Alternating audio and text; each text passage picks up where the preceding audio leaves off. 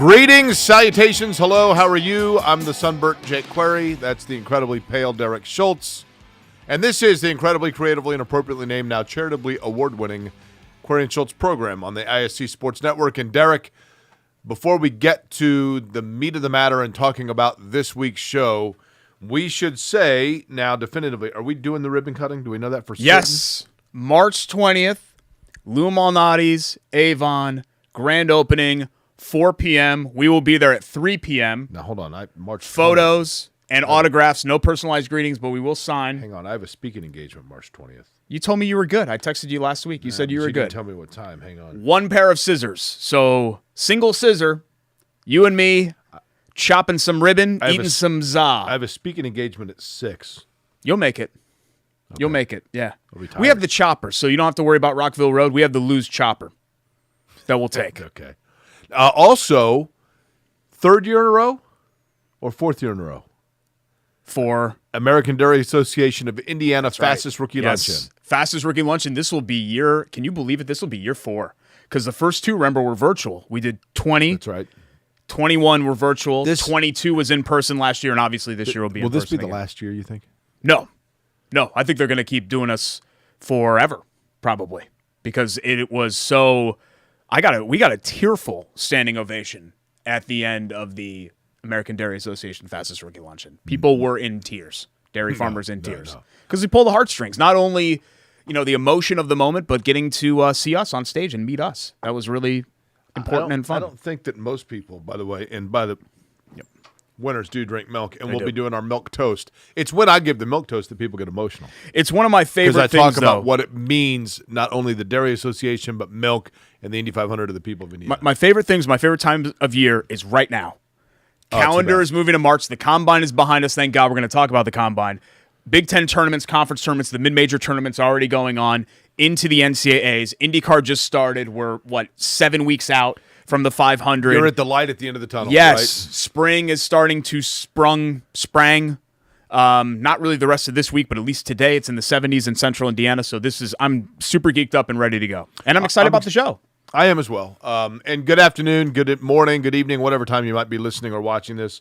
Thanks for tuning in. We got a lot to talk about, Derek, including the NFL Combine. Right? We do, yeah. And I think this is the first time maybe ever since I've been around the Colts that there's been this much attention on the Combine, strictly because, you could say, well, yeah, they had the number 1 pick in 2012, Schultz. What are you talking about? Yeah, but you knew who You knew who it was going to be. Yeah, so there was no, intrigue there, and we weren't getting to know Andrew Luck. Everybody started paying attention to Andrew Luck on, September 20th that year, you know what I mean? Because it became obvious right away that the Colts were going to be in play for the number 1 pick. So this whole process to me, Jake, I know we've been poo-pooing the Combine. It's been fascinating to get to know. I didn't know anything really about Anthony Richardson. We knew about Bryce Young and right. C.J. Stroud because they were high-level quarterbacks at high level. Not that Florida's not a high-level program, but Florida being down, you didn't get to watch as much Anthony Richardson as you did the other 2 guys. So getting to learn all 4 of these guys, I'll even throw Will Levis in there, has been really interesting. And I think what's exciting about this process, and again, I'm weighing towards optimism here, I think you could come away impressed with all 4 of those guys. Sure. For something. All of them have something impressive about them that checks a major box for what the Colts are looking for. Okay. Do you want to do this way, Derek? Because I think I have 2 different answers. The quarterback you most think the Colts should take. By the way, I got sunburned. You look fine. You really don't. You have a nice color. I mean, it's a little up here. It's a little purplish. Yeah. Okay. But for the most part, you look pretty good. Gaining weight again.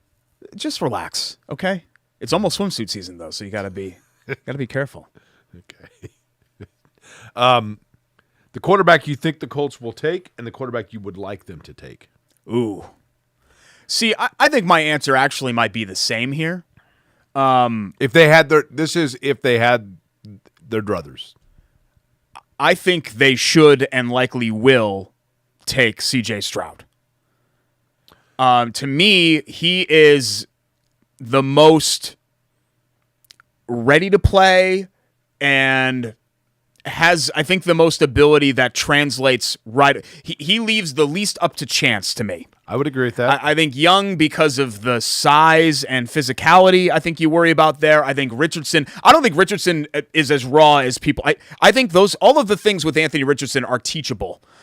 So that doesn't give me as much pause as other people, but clearly there's going to be a little bit of a learning curve with Richardson, I think more so than Stroud. I would agree with you. Jim Irsay dropped the reference about Bryce Young. The guy from Alabama looks pretty good.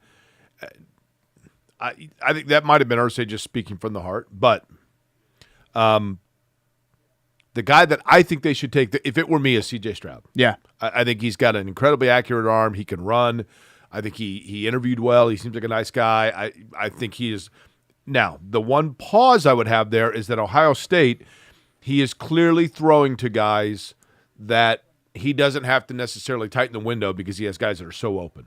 That's going to change in the NFL, but you would think that you learn that. However, there is a player. I talked to somebody at the Combine who's pretty dialed in with the Colts, pretty dialed in. And they said, Jake, I'm telling you right now, I will tell you right now the quarterback that Jim Irsay loves and who I think they're going to take. And I said, really? And they said, I don't know, but the quarterback that if it's left up to the owner, depending on how much say he has, which he's the owner, there is one of those four guys that Jim Irsay loves. You want to guess who it is? Levis. Correct. Yeah. Will Levis. Just because of the confidence, or all these guys are confident. I think Levis reminds him the most in body stature and movement of Peyton Manning. Gotcha. But I think Richardson is the one, and this is my thought on it, Derek. It's kind of like if you go to buy a new car and you're like, this is the most I'm going to spend, and that's it. I'm going to walk in, I'm going to make this offer, and that's it.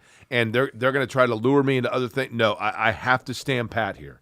This is, or like a job, whatever it might be. Like when you have an important decision to make, you make up your mind and then you say, I'm not going to be wavered from this. If Anthony Richardson to me is intriguing because I think teams had looked at the tape and looked at him playing and looked at his game results at Florida and watched what he did in college and said, this is my opinion on him and that's it. That's where I am. And then you go into the Combine and it's like, whoa, wait a minute. I hadn't seen him with his shirt off. Man, look at the size of his biceps. Wow, look at how much he broad jumps. Did you see his fluidity in his 40-yard dash? And now there's a danger in now changing from what you had previously told yourself. I'm not going to be sold. I'm not going to be sold. I'm sold. I think what's hard, honestly, for college football media is to accept that what a player was while playing in college doesn't necessarily matter. That's fair, right? That's fair, but at quarterback, Derek, it gives you a pretty good idea. Mitchell Trubisky he'd only played 12 games, but man, he has all the intangibles, and look what happened. So what happens? The Bears talked themselves into it because they saw the Combine. They talked themselves into it. They passed on Mahomes. They passed on Watson, off-field stuff aside. And they go, and this is the guy. He only played 9 games. I know he only played 9 games, but look at what he did at the Combine. But Josh Allen was a guy that really didn't do much of anything at Wyoming, and he becomes one of the better quarterbacks in the league, right? Did they listen Patrick Mahomes played in a gimmicky offense, right? Texas Tech. Did they listen to our show? Look what he became. Well, I know you like Josh Allen the whole way, but I'm saying for every example that you have of like a Trubisky, there have been other guys that have been off the radar. What is intriguing to me about this class, Jake, is that all of these guys played against high-level competition. Correct. That's fair. And they all played really at programs this that isn't are like the one got like Liberty, like Malik Willis out of Liberty. Yeah. And they all played, or like Trey Lance or something. You know what I mean? Right. Or Carson Wentz, where you're like, wait, what level are you playing against, and who are you playing against here? And they all played at programs where they're under the microscope. You think Anthony Richardson hasn't been through the pressure cooker at Florida? Right. Bryce Young and C.J. Stroud.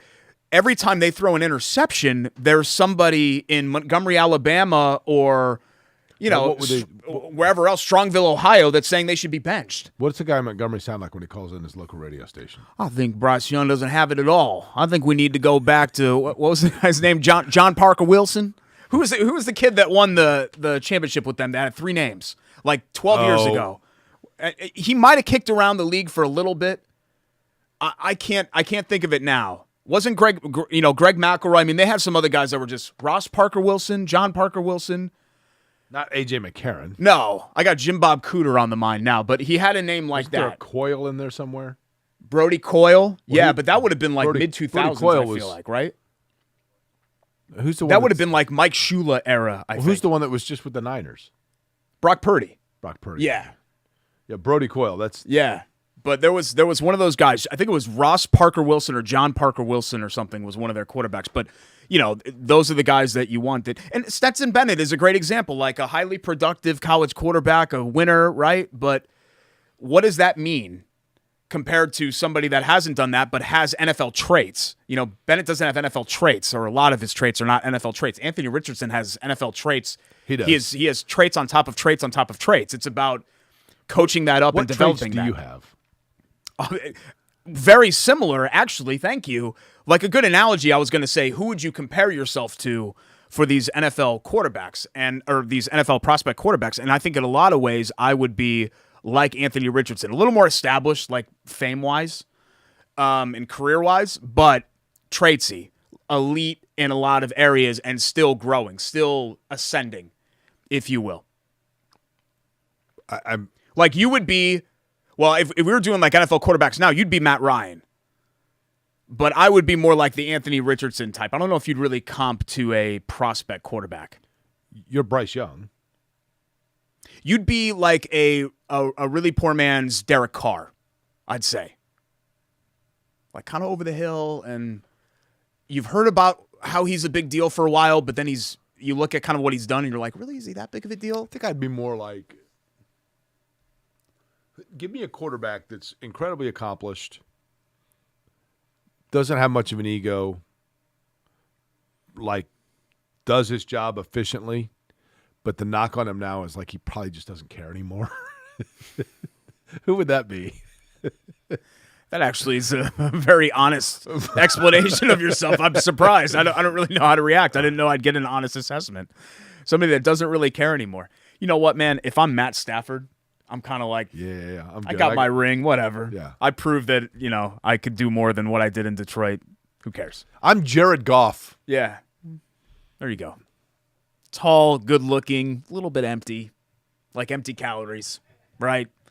That's kind of what I would think of with Jared Goff. Goff's significant other? All these guys, man. It's wild.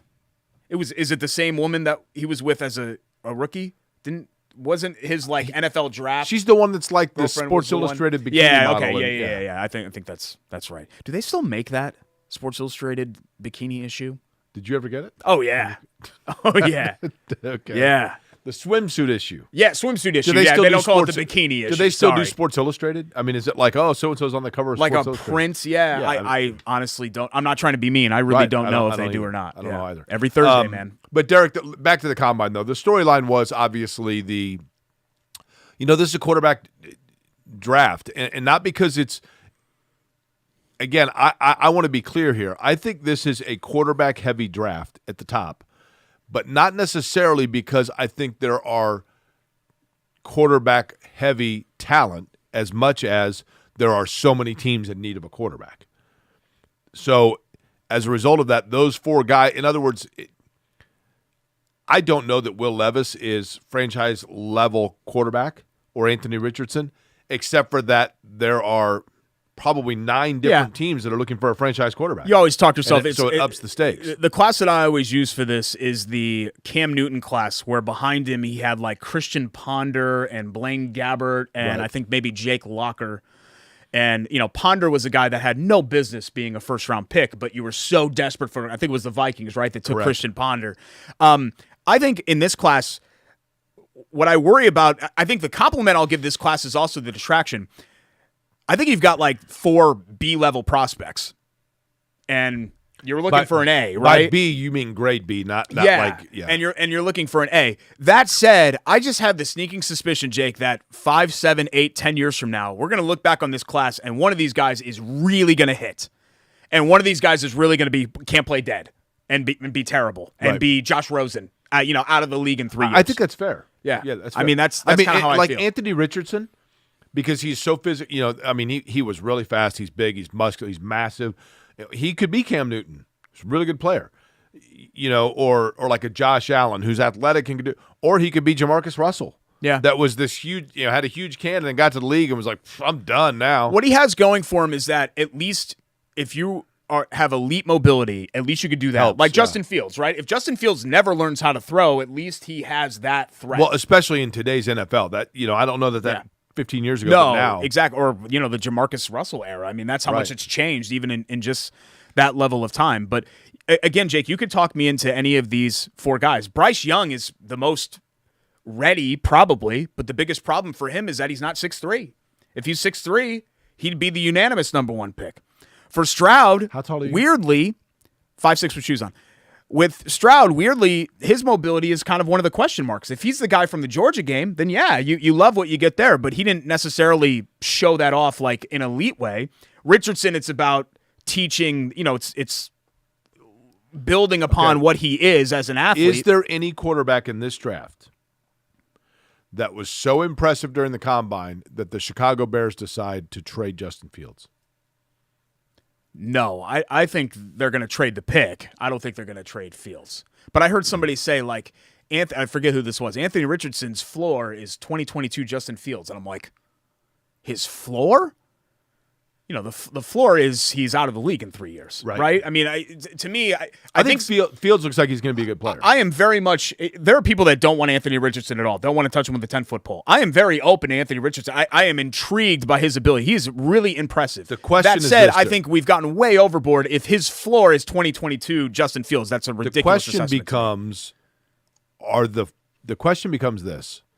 Do the four players – okay, the Colts are sitting at number 4. Yeah. Okay.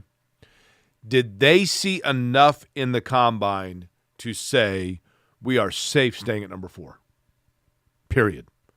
Or did they see a big enough disparity 1 to 4 to say we have to move up? Yeah, it just depends on who you evaluate first. If you evaluated Will Levis as your best quarterback, you could probably stay at 4. If you evaluated Anthony Richardson as your best quarterback, you better trade up. But what I'm saying is, if you register, okay, or Stroud, or Young, I guess. Let's say that you scored all everything. 3 of those guys. Here's the easiest way to say it. If you scored everything 1 to 100, and your highest score was Levis, and you gave him a 92. And your lowest score of those 4 is Richardson, and you gave him an 86. Do you stay at 4? Is that disparity of 6 big enough to sacrifice pieces elsewhere, including probably a future number 1, to move up, to shrink that gap? And are you giving up the equivalent of more than that space of 6? Yeah, I'd probably say no.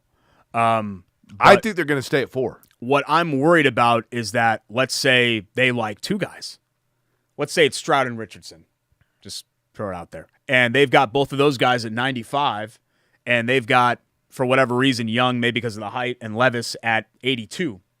And then you get cute and you stay at 4, and guess what? The Texans take 1, and then somebody trades up and takes the other one. And before you know it, you're the Cleveland Browns taking and then you got 2 guys that you don't really want. So Ballard. Speaking of having 2 guys that you don't really want, we again thank you for watching this program. That's not even true. We'll get that in post. 3, 2, 1. Ballard, I think you can't, I don't think, look at Ballard's tendencies and say, well, he's not going to trade up because he's never traded up before. Ballard's never been in this position before. Correct. Ballard's always been. That's fair. Kick back. All right. Just kind of do what I want here because I'm not going anywhere with Mr. Irsay. He's cool. Right now, he's got to be kind of on the edge of his seat. Is that your Chris Ballard? I do a really bad Chris Ballard. Can you do that again? I got to get this right. I'm not in a comfortable spot here because he knows that this decision is his future, at least with this franchise. Okay. By the way, this is Query and Schultz, and it's presented by Bailey & Wood. Bailey & Wood, BAWFG.com. Keeping your money right here in Central Indiana when it comes to not only giving back throughout Central Indiana, but making sure that you are getting the best rates for your next home purchase. That's Bailey & Wood. And we are inside the Lou Malnati's studio. Lou Malnati's, of course, we're going to be out cutting the ribbon. 1 scissor. What's that? 1 scissor. No. Yep. No. Just 1. 2 scissors, 2 ribbons, grand opening, March 20th, 1 scissor, Avon, right? 1 motion, 1 thrust. Not going to happen. Be there. 4 p.m., March 20th. Derek, we had a meeting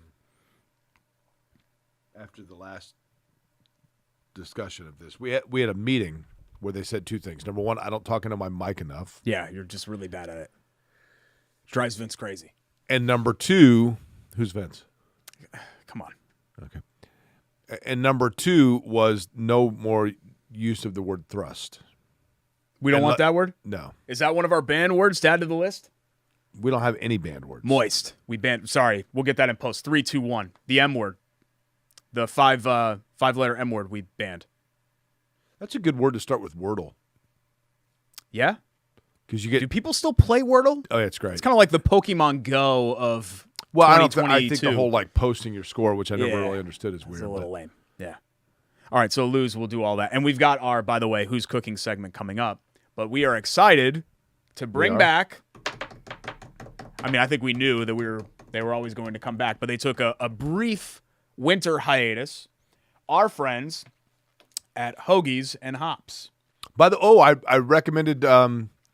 We had, when I was at the Combine on my morning show, we had on Nick Sirianni, and I said, Coach, you got to go to Hoagies and Hops. Christina was super geeked about it. I don't think he made it in, though, did he? It's so hard for the coaches to get anywhere but walking to St. Elmo or anything else. Sorry, I guess I shouldn't have put your sandwich on. It's wrapped up, but I didn't want to put it right where your seat was because I wanted to unveil, like as a surprise, Split Owl, the Hog Island, is back with us. So the Hog, as you probably already know, it's basically Hoagies and Hops, Italian hoagie. Can I go ahead and start in? So here, you have some ham, you have some provolone, you have some prosciutto, you have some gabagool, and it is absolutely delicious lettuce, tomato, the shaved onion, and the oil. You want oil? Don't swear. I'm not going to swear. Christina asked me if I was going to swear. I said no. You don't like oil, right? You don't like oil in yours? What kind of oils? Olive oil. Oh, yeah. You like the oil? Okay. I took the onion off because I knew you weren't an onion guy.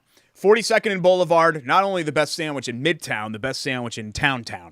So all of Indy, any neighborhood that you're in, any side of town, north side, south side, west side, east side, Midtown, wherever you are, Hoagies and Hops is the place to be. Take your time.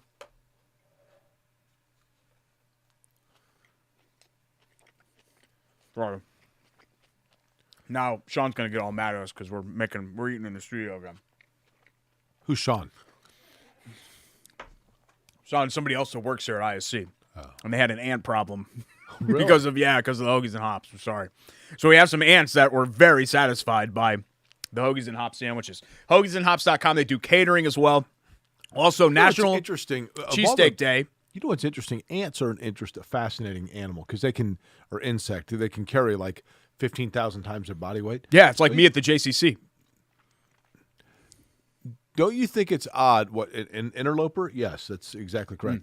Do you think it's odd that in the annals, in the history of cartoon characters, we've never had an ant? Well, you had the Disney movie. Was that a Pixar movie, Ants? Was there? Yeah.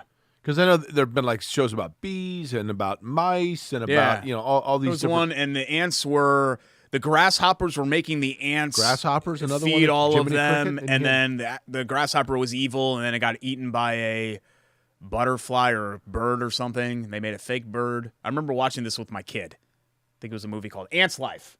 Ants, okay, now Ant's that Life. you mention it, maybe Yep. you're right. Yeah. Okay. So there was one. Did you have an ant farm when you were a kid? Let's get back. No, I don't like bugs. Let's get back to the sponsors as well. We're super excited about having, and they know because I told them this is a really dumb show. Thank you for sponsoring it. But I told the folks at Chili Water. This is stupid. Chili Water Tap Room is right next to Hoagies and Hops. It's the adjoining room at 42nd and Boulevard right there in Midtown. And they have delicious beers.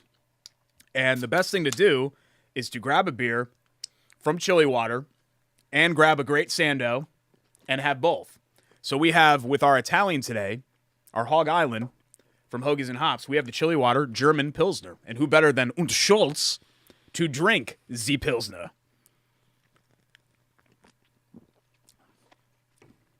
Oh, it's good. This is a great track beer. You know what's great? Great track beer. Chili Water.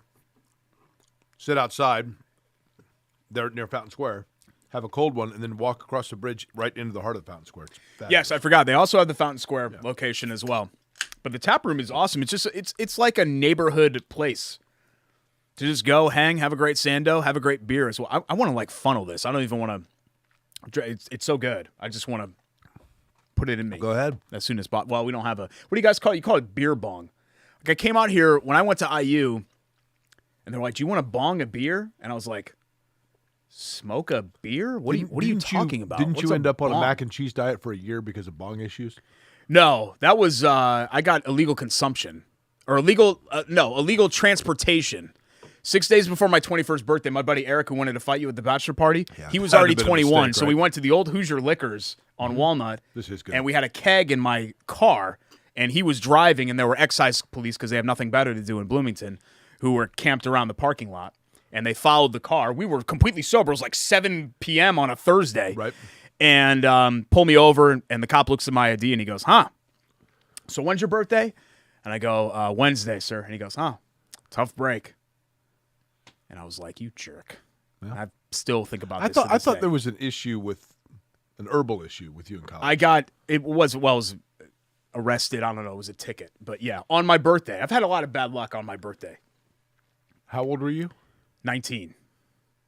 It's largely been decriminalized, so who cares at this point? But yeah, we were in the dorm room in Wright Quad. What was the ticket? For for what? For smoking. I mean, it's been around forever. Joe Camel, Marlboro Miles? Different stuff. Come on, our parents watch this show, so I know that this is like way, way, way in the past, but I don't want to. I don't want to talk about what I used to do. The grass? Yeah. Okay. Yeah. As my dad says, smoking grass. That's what ended up happening. So, okay. Water under the bridge. I mean, I said at the time. Thank goodness now it's chilly water under the bridge. This is not a big deal. I said at the time, and it has aged tremendously. Because people said, no, it is a big deal. You got arrested, my parents and everything like that. I'm like, this is not a big deal, guys. Like, it's a plant. Who cares? And now that's exactly where we are in America. Are you aware where you live? Well, yeah. Indiana will be the last state that make it legal, probably. And I don't, do whatever you want to do. If you're a grown adult and you want to go in your dorm room, well, I guess you want to go in your dorm room, go in your living room and do that. I have no problem with that. But hoagiesandhops.com, 42nd and Boulevard. This is the problem, Jake. We have these great sponsors on the show, and then we're talking about their great product, and then you goad me into going way off path. I'm not the one with a criminal history here. Nobody wants to hear. Drunk tank, Marion County. I was not drunk. They put you in the drunk tank. They did. Okay. They did. Yeah. So you've been like arrested. Yes. I got handed a ticket. They didn't even take me to the station. They expunged mine too. Again, if you are involved in the Marion County Sheriff's Department and you might actually have a mugshot from my, by the way, clerically errored arrest that took place in January of 1997, 8, I believe 9, January of 97, I think it was. I will pay top dollar. You're asking me for it. like I know. I want T-shirts. I want mugs. I want mouse pads. I want billboards with my mugshot. I will pay top dollar. But because it was expunged, I think it doesn't exist. Yeah. I don't have any mug shots. I do have pictures of myself with a tongue ring. Same thing. Which is essentially, just as bad. I don't think anybody wants that on a coffee mug. You'd have been popular where I was. Yeah. Well, I was popular as it was anyway. Okay. Trust me. What else do we have to get to? We've got college basketball to get to. Really weird week for Indiana. And I think, Jake, I'll tell you why next, a really important week for Purdue. Okay. I don't think it's being framed that way, but I'll tell you why I think that when we return. It's Corey and Schultz. Nobody's going to get arrested during the break. That's right. Here on the ISC Sports Network.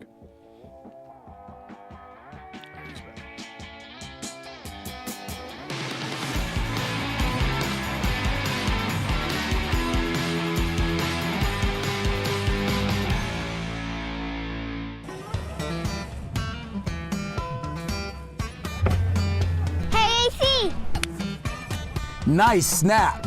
Mortgages and snap. Duh. Bailey and Wood, a lending hand for Wish TV Sports. Hey, AC. Nice snap. Mortgages and snap. Duh. Bailey and Wood, a lending hand for Wish TV Sports. Welcome back, Query and Schultz, here on the ISC Sports Network, alongside Jake Query. I'm Derek Schultz. Slid in just in time, didn't I? Why would you say anything? Just slide in and shut up, and then Because nobody will notice. Well, I didn't say that's anything. Jake who just stepped out. I didn't say one word because I saw you out of the corner of my eye coming in. Wanted to mention before we get to college hoops, National Cheesesteak Day, March 24th, 15%. I did not. Wipe it on your pants. 15% of the proceeds on March 24th, National Cheesesteak Day at Hoagies and Hops go to MLK Center, near and dear to my heart at 40th and Illinois, also in Midtown. Jillian and the whole team over there, they're awesome. If you're trying to think of somewhere where you have donations of toys, books, household items, or monetary donations, please think of our friends at the MLK Center because they're not one like some of these other organizations in Indy that just get boatloads of stuff coming in all the time. You know what I mean? But it's great that Christina's great about doing that and helping out Midtown, St. Thomas, where my kid goes to school, or any of these places in Midtown. She's a great supporter of all the neighborhood partners. Hoagies and Hops is just a cool place, man. Yeah. I mean, that's what I was telling Sirianni. I'm like, it's like going into Philly. It's Indy, and it's right there as a big part of Indianapolis, as you mentioned. But I love the fact, when you're in Indy, people have a pride about being from Indy, and she's got a pride about being from Philly, which is cool. Yeah, but she's embraced Indy. Totally. Yeah. Well, as evidenced by the fact that Chili Water's right there. Yeah, it's like me. I mean, I obviously have a pride about being from a noteworthy place, suburban Connecticut. You never talk about and I love Indianapolis as well. The only time that I even knew you were from Connecticut was when everybody from Connecticut was invited to your birthday party and I wasn't. Okay. Well, that is true. We did have a lot of Connecticut friends there. I thought it was a really important week for Purdue to come back from the lost Indiana, which we were talking about on last week's show. And it wasn't the most stylistically pleasing pair of victories, but to go to Madison and win against a desperate Wisconsin team and take the lead late. And then on Sunday, it was just wild, right? They're up 24. It looks like they're just going to cruise to an easy senior night win or senior day win, and Illinois comes charging all the way back, and then you're convinced they're going to lose before holding on. They were going to win the Big Ten anyway. They'd already won it outright, or at least they'd won a share, I guess, even without those two victories, and ultimately they would have won it outright anyway. But, Jake, I just felt like that was important to kind of steady the sails. I don't know if that's a term or not, but, choppy waters for Purdue this past month. I'm still concerned with them because I think we'd all agree that Purdue is they're not a great basketball team right now. And they haven't been for a month. But does it kind of feel like they're backpedaling? Yes, but I just don't know in a year like this one. I mean, does Houston scare you? Kansas, for as good as they've been, they've stubbed their toe plenty. Totally. And they did. Kansas lost and still managed to vault to the number one overall seed. I'll tell you the team, Derek, that is intriguing to me, not to take away, and I'll let you finish your Purdue point, but I hear nothing about UCLA. Yeah. And here they are. They're going to be a 1 seed. It's tough for the West teams. People just don't put in the time to watch them. I mean, I'm not watching Pac-12 basketball on Saturday. I'm just not. But I just think this is a wide open turn. I think this is one of those years that you're going to have somebody that's a hot 4 seed win it. Like, it just feels like one of those years. Why not Indiana? What I worry about with Indiana, and what a weird week for them, right? They completely no-show against Iowa, and then they're down 13, I think, against Michigan, and you think, oh, my God, like they're just going to – Trace Jackson-Davis' senior day is just going to be a 15-point loss. Indiana could just as easily open the NCAA tournament and lose to Belmont as they could go to the Elite Eight. What I worry about with Indiana is that if the starters don't perform, there's no help. They have no bench, and – you just don't really know what you're going to get from game to game from Race Thompson and really even Hood Schifino. If it's not Hood Schifino and Jackson Davis being elite, then they're not going to get past the second weekend. Let's go back to Purdue real quick, and then IU both, who you see right there as they played. I mean, kind of in that game, it looked like tale of two teams. But to me, if Purdue gets to the Big Ten championship game, I think they go back to being a number one. And I think the results of that game are probably irrelevant because that happened so late on Selection Sunday that it gets factored in as if both teams were a winner, essentially. For Indiana, they need some outside shooting consistently to go along with Trace Jackson-Davis. Jalen Hood-Schifino, I talked about, they're going to go as far as he takes them. Yeah. Because of his mid-range game. Galloway and Cobb one of the two of them has to be able to hit shots from the outside. But with Xavier Johnson now we know not coming back, Derek, to me that is not the news that Indiana wanted. and I'll tell you why. Not because they're going to miss him down the stretch. I don't think he would have gotten significant minutes, and I don't think he could have been properly meshed within the lineup, quite frankly, at the way that they were going. Where it hurts them to me is we now live in a transfer portal world, and Indiana, if Xavier Johnson gets a medical redshirt and comes back for another year, that takes the spot of a potential dynamic 2 or 3 that could be a transfer that has multiple years of eligibility that now would go elsewhere because they don't want to sit behind Xavier Johnson's 6th year. And that's a drawback to me. I think it's a positive just because they don't have a lot coming back that's proven at all. That's true. I think that's kind of the issue for them. And I just don't know, Jake. I mean, he may average 24 a game next year. How good are some of these players going to be for Indiana? Like Bates and Leal and I hope I'm CJ wrong. Gunn. I hope I'm wrong, know. but I've given up on Tamar Bates. I hope that's unfair to say.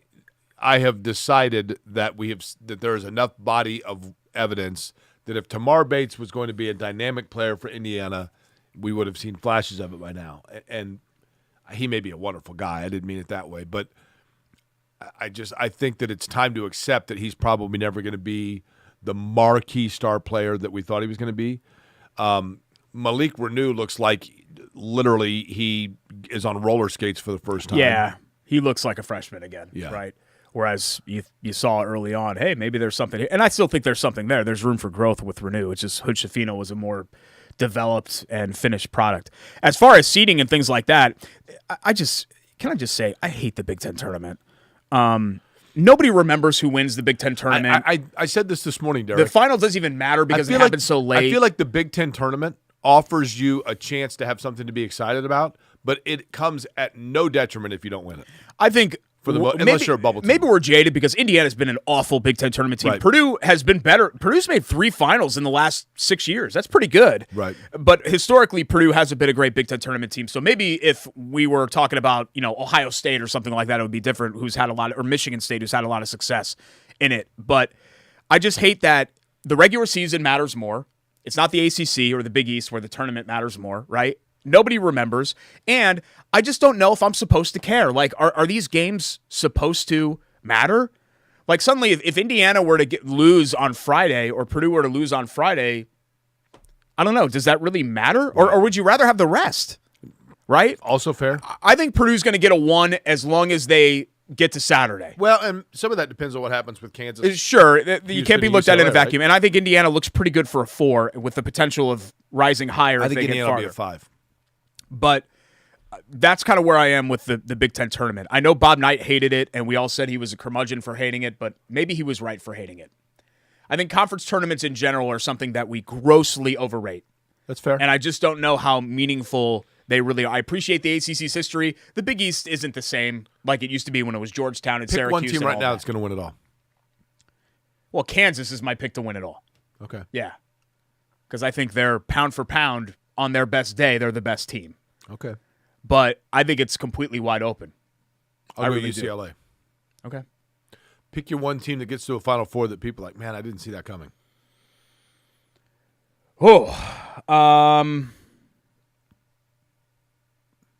don't know if you'd say that they didn't see it coming, but a team that strikes me like North Carolina last year that's super talented Kentucky. and it looks like it's starting to click. Well, I was going to say Duke. Okay, But that's fair. But that's a team I'll that go with would Kentucky. Isn't it weird to say out of nowhere when it's freaking Duke? But I think it'll be Kentucky, that's a team. and I think Marquette could make some noise too. Yeah, Marquette's had a really Shaka's done. That's a great fit for him. Texas is. maybe wasn't a great fit, No, but he's done a Marquette nice has job been there. a really great fit for them. And then Butler's got 1 game left in their season. Mercifully, Yeah, and I don't think there's anything really else to say. College basketball. I was, Ball State and Indiana State both, Derek. I really hopeful for Ball State and Indiana State both that they can get into the NIT. Indiana State looks like maybe CBI, which they had a nice year, and I thought they showed themselves. Valley well in was the mobile. down, but they had a nice year. They did. And I think it'll be maybe a little bit more, depending on what Ball State does in the MAC tournament. They can get to the a good NIT. step for Indiana State this year, though. I mean, continue to move forward. Those are great looking uniforms. Yeah, they're sharp. And I'm glad that they kind of rebranded that old logo with the script sycamore was a little dated. It's got the tree on it too. Speaking of, in fact, our friend Cooper Neese, let's get to our Lou Malnati's Who's Cooking for this week. We already told you about the grand opening, March 20th. Jake and I will be there. Photos and autographs, hard cutoff at 3:59 because we have to scissor at 4. What time do we get there? For the grand opening 3. So shake hands, kiss babies, photos, autos. I think there are some photo ops and all of that. So we'll be there with the mayor. I don't know who the mayor is of Avon. Probably somebody prominent. I'll look it up. Actually, can we get that in post? That makes it sound like that person's not important. 3, 2, 1. So the mayor of Avon will likely be there. Who's that? I'm not sure of the name right now. It's escaping me. That sounds bad too. 3, 2, 1. Let's not mention the mayor at all. 3, 2, 1. Yep. So we'll be there with some other local luminaries of the Avon area. Like who? That will be there. Just some luminaries. Any elected officials? Possibly. Okay. We'll see. The list has not yet been confirmed. We're still very kind of early in the month here for that process. Would it be awkward if somebody in Avon, if one of the dignitaries was the top sales for Mary Kay? I don't think that would be. Why would that be Like awkward? with a pink car? I'm not following. Have you ever done the Avon Skin So Soft?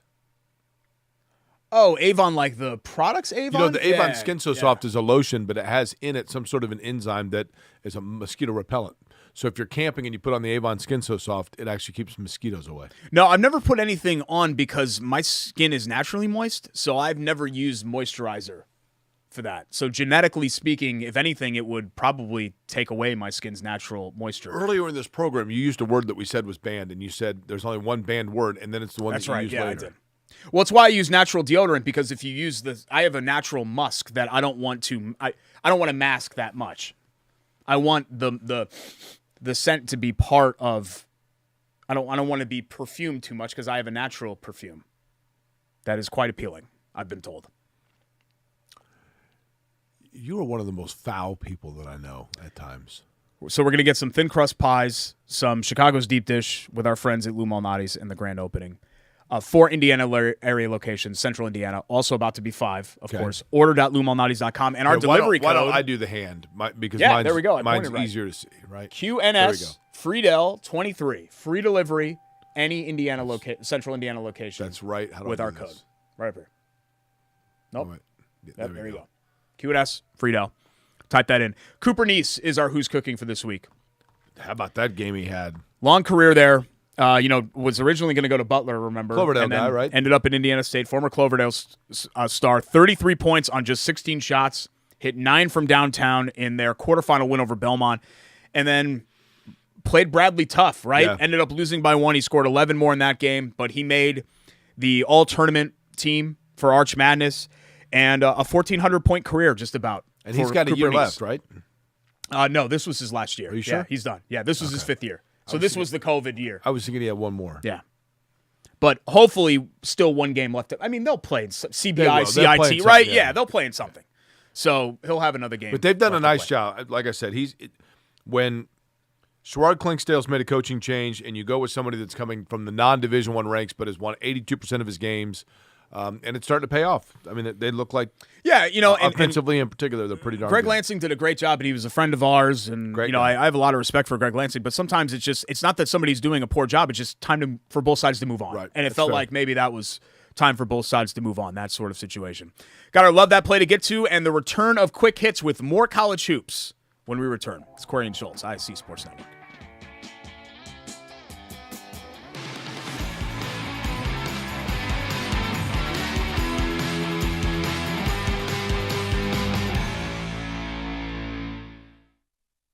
At Bailey & Wood, we pride ourselves on our 5-star customer service. But at our core, we're a family. Family owned, and family to our customers, staff, and our community. From charity events to recognizing hometown heroes, we prioritize giving back to our communities that have always supported our growth. So let us help you get your dream home today.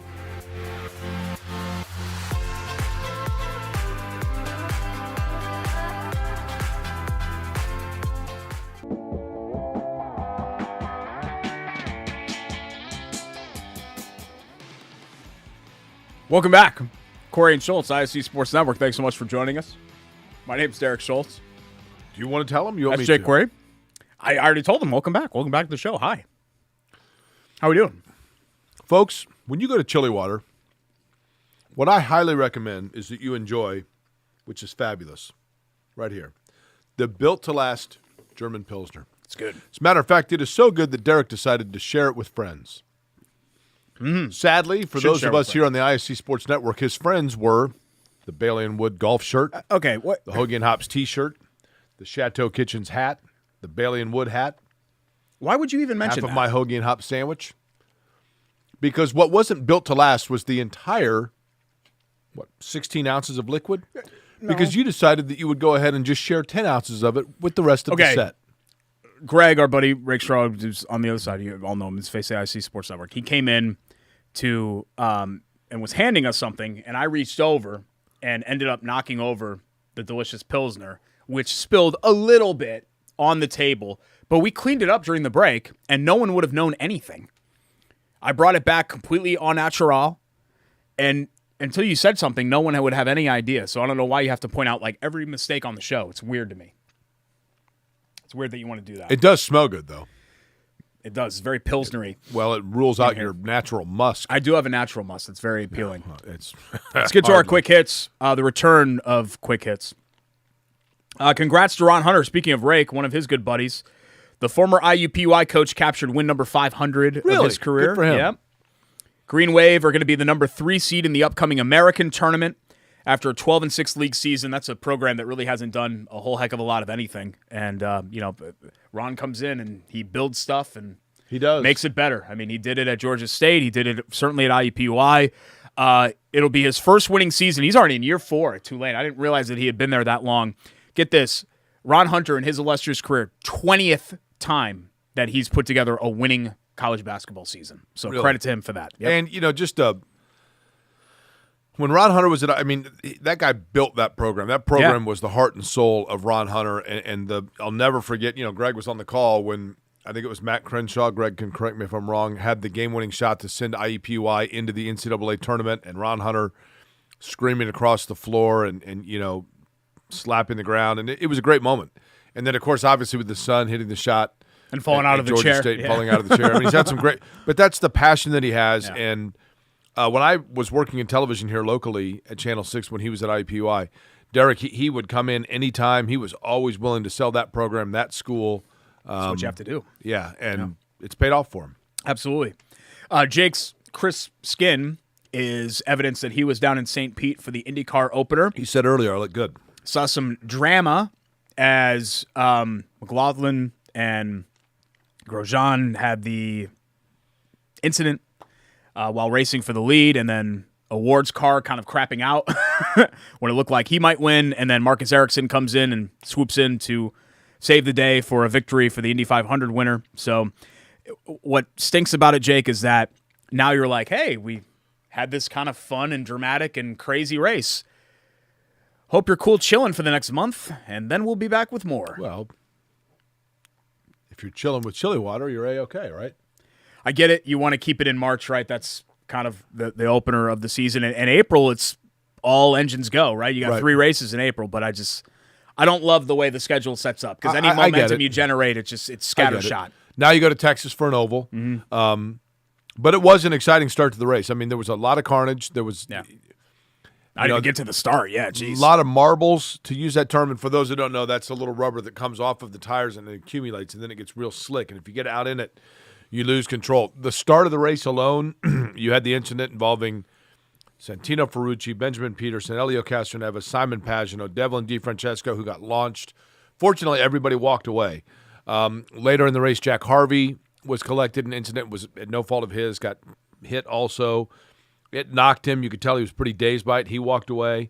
So the good news is everybody was okay. And that was exciting at the end when McLaughlin and Grosjean were going for it, and they both just went into the turn, and somebody had to give it. Neither one did, and that was that.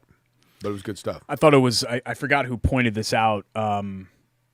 Somebody on IndyCar Media that was down there said that that's kind of the beauty of – as much as you want 2 guys just kind of racing hard for the win, the beauty of Scott Dixon is that he doesn't really do that when he would never punt himself from those situations. Right. You know what I mean? And you wonder for those guys, I mean, certainly for McLaughlin, who's racing for a championship, if that's going to be something you look upon and be like, well, you know, wherever he finished in that race, if that's going to end up hurting. Comes back to because you didn't settle for kind of like how you P2. punted half of your chili water. Okay. Yeah, thank you. Third quick hit and final one. Slippery Noodle sold. First time in 60 years. It's going to Jason Amanet and Sean Lothridge, two longtime friends. Amanet is the previous owner of Tiki Bob's. And Lothridge spent 25 years selling beer, wine, and liquors, and has some bar first names experience again? as well. Sean and Jason. Sean and Jason. I'm going to speak independently of anybody else here, just on my own. This is Jake Query talking to you, Sean and Jason.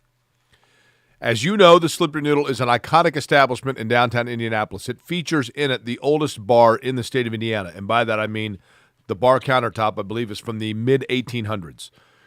There are so many people from around the country who, when they come to Indianapolis, love to go see, rightly so, the live music that is performed in the fabulous rooms, in particular the back room with the upstairs in the Slippery Noodle. It is an excellent establishment and one that has become the heart, soul, and core of the people of Indianapolis. So I commend both of you for carrying on that tradition. What I hope you realize is that the general manager of the Slippery Noodle is a guy named Marty Bacon. Marty, who is Indiana through and through and is absolutely dedicated and loves the Slippery Noodle like nobody else. Hal, who of course was the late owner of the previous family from which you purchased the Slippery Noodle, was close with Marty, and Marty absolutely carried in everything that he did the spirit of Hal's family and what they did to make the Slippery Noodle the great, great, great venue that you now so proudly can call your own. It is my hope that you understand what Marty means not only to the Slippery Noodle, but to the people of downtown Indianapolis and to those who enjoy coming to listen to fabulous music and enjoy a cold beer and your steak dinners as well at the Slippery Noodle. Marty is as much a part of that menu as anything else that you now have. So I ask that obviously you understand and respect that and consider him to be as much a part of it as the years and years and years of fine music there. Marty's the best. Committed to retaining the current staff. Good. Is what the Indy Star article said. And I texted Marty, and Marty told me that Marty is going to remain Marty. Marty's the best, man. That's great. Yeah, he's part of it for sure. I had no idea that it was just a lunch counter until Hal added some of the extra space or whatever for, you know, bar room and all of that. I did not know that. Yeah, I mean, it's the whole place. I don't know if is you, nice. I mean, you know, like he would have taken over in 85, so I didn't know. Yeah, that was pre-me. I mean, Yeah. But, you How know, much just memory you would have the of whole the beginning history of of, that. you know, the underground and the part of the Underground Railroad and all of it. I mean, it is fabulous. We saw the brothel rooms. We did. Yeah. Used to be a brothel. Yeah. Long time ago. But where the action was. Wow. They probably wouldn't have that back in those days. It probably would have been like string instruments, right? You think so? I mean, Obviously not harps, right? yeah. I mean, Derek, just so you know. how did wasn't- 19th century people get down? I mean, I don't know. I don't know, but it wasn't a bar then. It was a brothel. Well, yeah, but there was still like I'm saying the bow chicka wow music like that didn't exist in 1882. So did they play like a phonograph or something? It's a guy in the corner. Is that what you're saying? Crank it up real quick and then Okay. get cranked Okay. up. Okay. Time for Love That Play. Brought to you by our friends at Love Heating and Cooling, 353-2141. I'm sure they're thrilled to be a part of that segue. Love-HVAC.com. You need to be cool when it heats up in your house. So give our friends at Love Heating and Cooling a call. Love-HVAC Love-HVAC.com. Love Heat Indy. Do you want me to do this like a mature On Twitter. adult? I'm staying straight. Love Heating and Air has been throughout it. around since 1920. Straight-faced. They have been around that long because they have a commitment to great product as well as a commitment to their customers. That includes 24-hour on-call maintenance if you are a customer of Love Heating and Air. Love-HVAC.com is their website for the best in keeping you cool in the summertime and warm in the wintertime. Love-HVAC.com. 317-353-2141 is their telephone number. I've known the family 4 generations deep. I haven't known all 4 generations, but certainly the last 3 actually, for Love Heating and Air, and they are wonderful people and will treat you like family and friends. No question about it. Open since 1920, you say? Yeah. Not too far removed from the brothel days. Bow chicka wow. All right. Way downtown, Tyrese Halliburton bombs the Bulls. 33-footer, 34-foot. I mean, he was way out. I think that's one of those shots where you say, no, and then it ends Good up shot. falling. And 2.7 seconds left. Pacers are in a very weird spot here. They're just 2 out of the final play-in spot as we record this on Monday, but they're also just 1.5 out of the 5th pick. So it's they've won 3 of 4. They went 3-1 on this road trip. Do the tankathon real quick. And the one loss was the Spurs, who are terrible. So the Pacers go to Dallas and win. They've owned the Bulls this year. I think they've won 6 games since Christmas, and half of those have come against Chicago. I'm going to do the tankathon, Derek.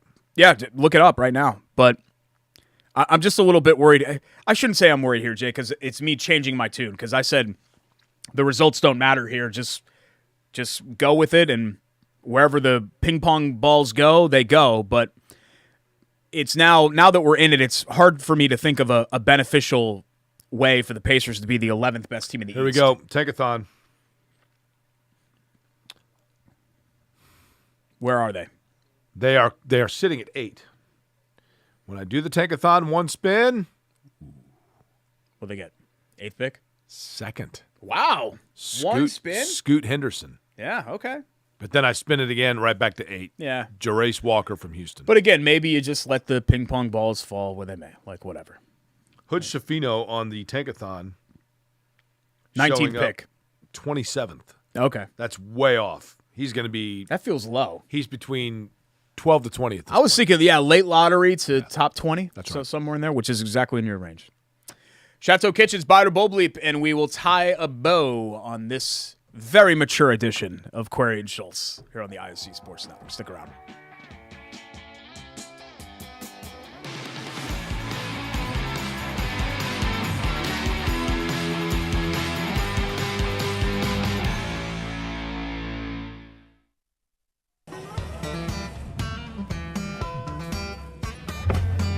Hey, AC.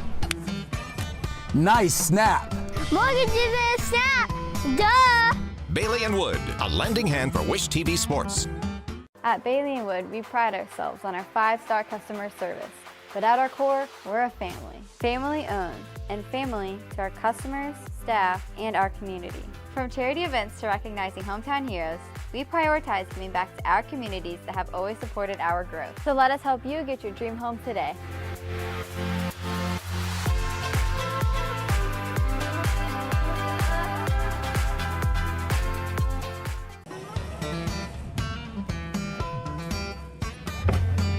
Hey, AC.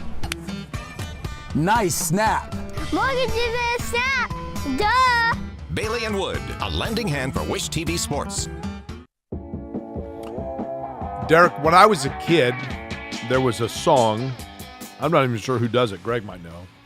And it went, bad blood. Bad blood. Anyway, we had the 45 of it. You wouldn't understand that, but Some sort of a cassette tape. no, a 45 was a record. And Like the black vinyl thing? yeah. 45. Why don't you just call it a vinyl, or a record, like a... Well, because you had 33 LP. What? The 33 was the album. 45 is the single. It's the speed in which it plays on the vinyl. Those numbers mean something? Yes. I thought it was just like the year that they were invented or whatever. Like in 1933, we invented this record, and then in 1945, we invented this one, and it was like sleeker than the other one. When were records invented? Like around there? Like I was thinking like Depression era. Maybe. Okay, I don't know. Okay. Continue. So the song that we had, my sister, I still have the stack of all the LPs, and Bad Blood sounded real crackly because my parents had a party and someone spilled beer on it. And the record that my sisters and I had of Bad Blood smelled like beer. And I just had a flashback to that because that's what this entire desk now smells like. It smells great. It does. It It does, does smell yeah. good. But your party foul has It smells reawakened like in my me. house at IU and 19th and Lincoln, the 7-bedroom house where we lived. That's kind of what it That smells was after the ticket, apparently. Well, yeah, we try to clean things up there for a little bit. My house right now smells like lumber. That's because they're doing the framing on my basement. Our friends at Chateau Kitchens, chateaukitchens.com, at Chateau Kitchens on Instagram and Facebook for before and after pictures. Stephen Moore is great. He's the owner of the whole company, awesome to work with, and his entire team could not be nicer people. In fact, we've basically become friends with Ryan, our project manager, Megan, who's been our designer. I send them pictures of my kid. He's probably seen your kid. And I think they're okay. I think they're okay with that, or at least they say that they are. You use Chateau Kitchen; they basically live with you. If you are and they're quick doing any renovation in your house, keep coming up with new projects, especially bathrooms and kitchens. Give my friends at Chateau Kitchens a call or visit their showroom up in Carmel. They're going to do fantastic work for you. If you're new to Bite or Bold Bleep, here's what we do. I give a statement. Jake and I go back and forth whether we bite or it's Bold Bleep. Statement 1: the Colts will not trade up from number 4. Bite or Bold Bleep? I buy that. I think they stay at number 4. I'm kind of wondering if Houston goes to 1 and the Colts go to 3. Like, what if they just do basically swaps? But what's the at that point though? So nobody trades in front of the Colts again. So nobody, you're assuming. I don't think Chicago wants to go too far because they don't want to lose Anderson. But Derek, what I'm getting at is if somebody else doesn't do it, you trade up to. So the Texans are taking a quarterback, right? Right. Let's say that's Bryce Young. And you really like Stroud, and you want to make sure Carolina doesn't get in front of you and get Stroud going from 9. You trade up with Arizona to go to 3 to make sure Arizona doesn't trade with them. No, if okay, it doesn't do the Colts any good at 3 to if Stroud's gone at 2. What good does that do you? Well, Stroud, I'm just saying hypothetically, if the Texans are taking a quarterback, let's say hypothetically the Texans don't take your guy, but you're worried that Carolina is really interested in your guy. You trade with Arizona so Arizona doesn't trade with the other team so they get in front of you and they take your guy. But if you trade with Arizona, you're going to 2, right? No, you're going to 3 because right. Texans Texans are 2 and the Bears are 1. You're saying if Chicago stays at 1. Even if Chicago doesn't stay at 1. What I'm saying to you is if Chicago doesn't stay at 1 and they don't trade with Houston, let's say Carolina goes to 1, then I think you absolutely want to try to get to 3 to make sure that no other quarterbacks miss you because then it's going to be QB 1-2. But there are 4 quarterbacks though, and they're drafting 4th. I just think that again, it goes back to our previous conversations. Easiest way to say it does go back to Rewind. that.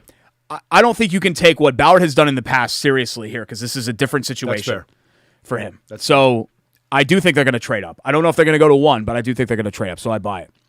I say it's Bold Bleep. The Big Ten Tournament champion will not have the double bye. Buy it or Bold Bleep?